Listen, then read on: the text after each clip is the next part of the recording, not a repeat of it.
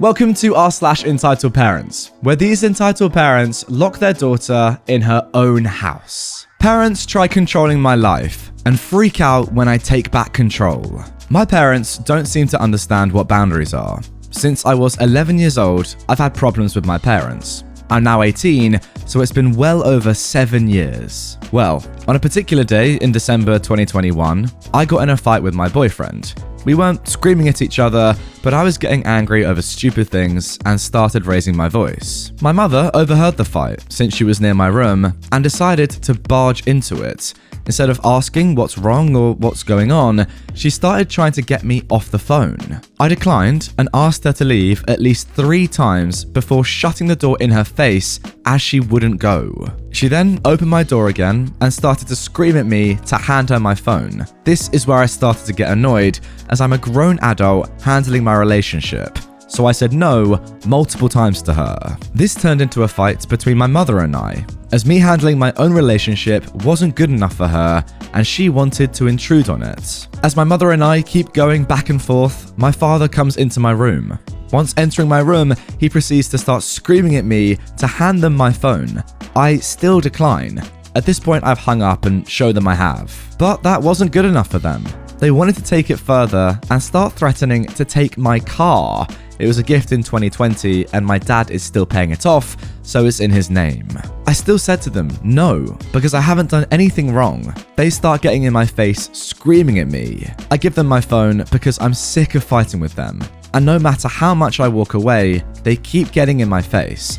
But since I didn't immediately hand them my phone, my dad tried reaching for my purse, where my car key was. I grabbed my purse. My dad and I fought till my purse broke, and he took my car key right then. I was then screamed at for around 30 minutes because I didn't hand over my stuff immediately to them. Well, fast forward a few hours, and we finally sit down to talk about what happened. For a little background context, my boyfriend overheard some of the argument with my parents and knows the past of what they've done, so he doesn't like them too much. But he has been very polite and respectful to them throughout the almost 2 years we've been dating. Even when they treated me like absolute trash, he's kept on being respectful. No hateful comments to them, and he's gone above and beyond helping me with many aspects of my life. Back to the story. My parents text my boyfriend after taking away all my stuff, telling him I would be grounded for a while. My parents never give a time of how long, no matter the punishment. So, in a response, he told them that he feels sorry for me because of the way my parents treat me like I'm a mistake and as if I'm like my sister. Now, that's another story for another time. Just know she's a dropout in high school, did beer runs and stole frequently, had to be put in a girls' home and mental hospitals when she was a minor, and is only 21, yet is having her second kid.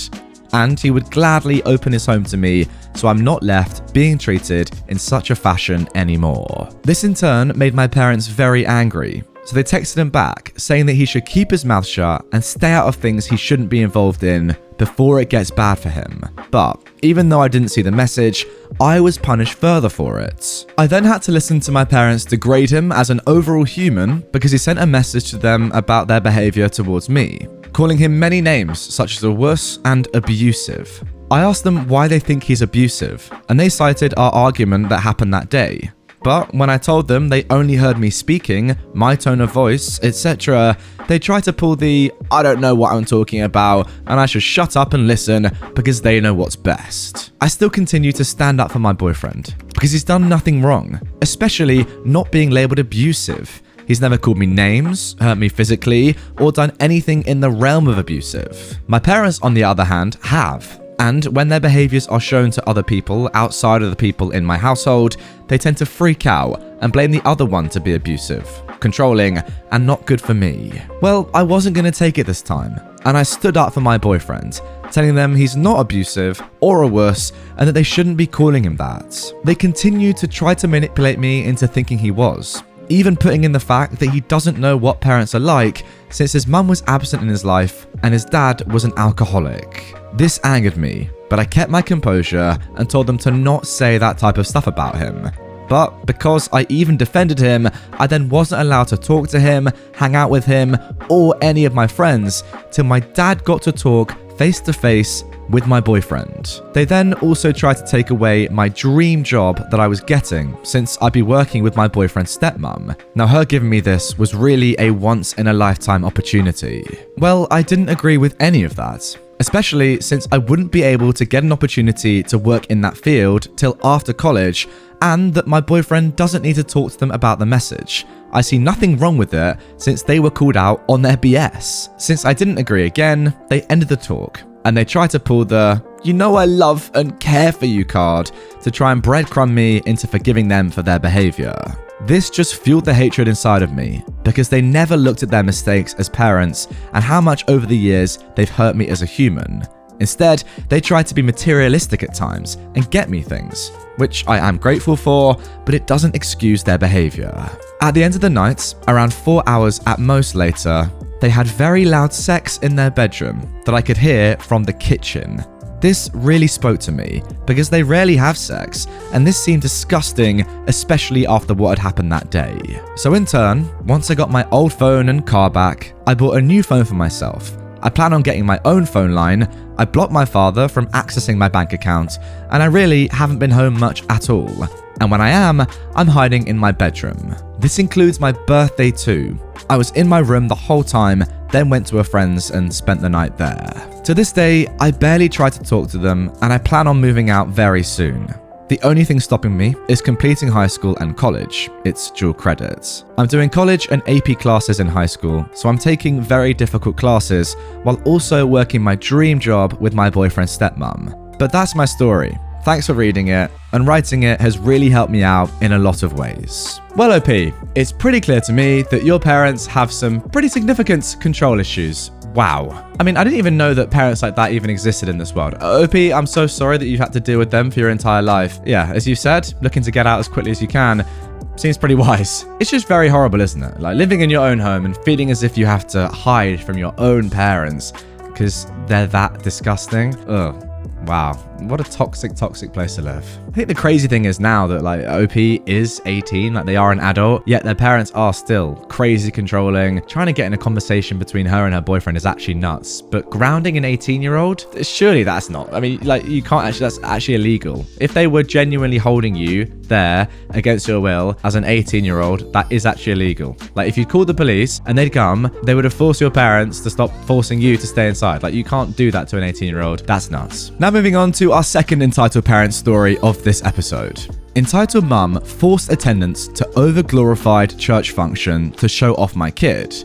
Gets embarrassed. This story always brings a smile to my face, and I figured I'd share some semi-lightheartedness and background as an icebreaker before moving on to the more frustrating experiences. While I have a decent relationship with my mother, she went through a midlife crisis where she hard transitioned from a bi-pseudo-pagan wild child to a straight-laced and evangelized social and corporate ladder climber. Many things were forced upon myself and my sibling, who is a couple years younger than me. It seemed like our entitled mum was never satisfied, as she became obsessed with presentation of our and her status and turned into a rather controlling and semi-manipulative snooty booty, a quasi-Karen if you will. The funny part is our background is humble hill folk, a fact I don't let her forget ever. So, some highlights. She subjected all my friends to moral and economic scrutiny and treated the ones whose parents weren't also adequately elevated as members of a servant class, only allowing stayovers when yard work or labour was required. I'd get picked up at 6 a.m. the next day if away from home. She would also pay the better off ones more for the value of their labour. My girlfriends were also never up to her standards, and I always caught an earful and had my interests and hobbies constantly pooped on. We upgraded 3 houses in 7 years, and we swapped cars constantly to whatever made her look good for the trend of the time. Going from a fancy SUV, to a fancy sports car, to a smart car, to a fancy hybrid. She even put a dog through college. She paid someone else to take it to dog shows. And finally, I had no choice in whether or not I went to a 4-year college, despite wanting to take my Gen Eds at a 2-year. Thankfully, I didn't have to take a loan and escape portaled via the military. Even then, while she no longer could cajole, threaten, or command me to do what she wanted, she was constantly pressuring me to push away old friends and my then fiancé, now spouse, so they wouldn't drag me down. and she now resorts to whining and begging as her default manipulation tactic. Anyway, now onto the story. A couple of years after I left, she upgraded husbands, enter stepdad, and joined his large Baptist church community. She definitely touts the born-again evangelized lifestyle, and while I have no overt dislike for religion, lapsed Catholic, having now experienced a fair chunk of the world in my travels, I find many Americanized Christian churches, or organized religion itself for that matter, to be self-licking ice cream cones, rife with us versus themisms, and in-crowd backpatting all around. Not much outward charity, humility, or turning of the cheek to be found. In my humble opinion, her new church was no exception, with an abundance of frosty blonde-hair biddy divas in white and silver sequin dresses and shawls sitting up front, all around cattily judging and rumour milling away. Fast forward, still pre-COVID, and we have a kid, who's roughly 1.5 years old at that point, and we go home to visit our families for the holidays. My entitled mums and stepdad's church is putting on a holiday pageant, showcasing the nativity and life of Jesus. Lots of money thrown around, including an outdoor recreation of the Jerusalem market, a Roman court, a carpentry shop, and the manger with animals, all of which are fully costumed and propped. She first asks us if we'd like to go to it. We decline, as we have the kid and it's winter, have our own plans, etc. A drawn-out, cringe-filled discussion ensues, in which she admits to having already bought the tickets for us and hints the event as a partial condition to staying at her house for the visits. There may have been tears and begging involved at some point. We eventually acquiesce and attend the event, so much eye-rolling.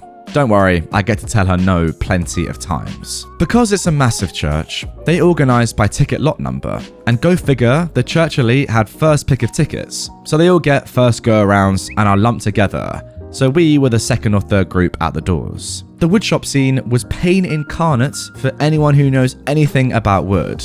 The actor was running a dull block plane over an unclamped 2x4, which alternated in producing the nails on a chalkboard squeak sound and chunking into the grain, throwing the block of wood off the table to clatter at the feet of the audience. The market scene was cool and almost living history worthy, including the smell of stone oven baked bread. But we spent all of 20 seconds in there pushing you through to the next station, not even getting to check out the market. The manger scene is where the magic happened. They had a lifted stage in the parking lot with the nativity crew and bales of straw for crowd seating below. We get seated in the front left, and the actors are about in the middle of the act, getting ready to present baby Jesus to the wise men, when a sound to the right of stage draws my munchkin's attentions. Buck buck! My mum was loosely holding the child, who jumps off her lap and screams, "Chimkins!" proceeding to dart up the steps with surprising agility, sprinting across the stage before God himself and the church notables to reach the chickens that were stuffed into wooden crates in the corner. Mum jumps up and follows the kid the long way around, not daring to break across the stage, being subjected to an even number of chuckles and haughty glares. She reaches the kid, who'd yoinked up a handful of the straw bedding and loose feathers from the crates whilst trying to pet the birds, and she attempted to carry away the now screaming toddler. In retaliation, when my entitled mum tried to calm the child down while walking back to their seat, the kid gave a single lip quiver before hitting the evil toddler button and artfully depositing the respectably sized wad of crushed straw, bird feces, and feathers down my mum's shirts. We left about 50 minutes later because my entitled mum was starting to itch something fierce. I love my kid.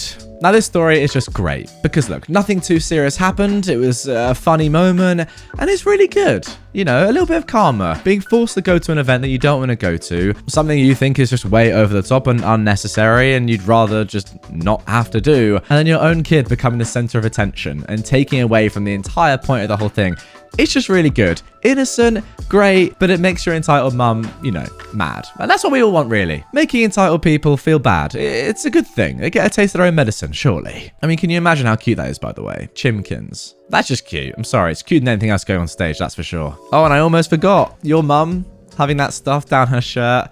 Wow, just brilliant, it really is. Anyway, guys, that is going to do it for this episode of r/Entitled Parents. Really hope you've enjoyed it. If you did, and you want to see more Entitled Parents stories straight away, check out this video on screen that I posted just the other day.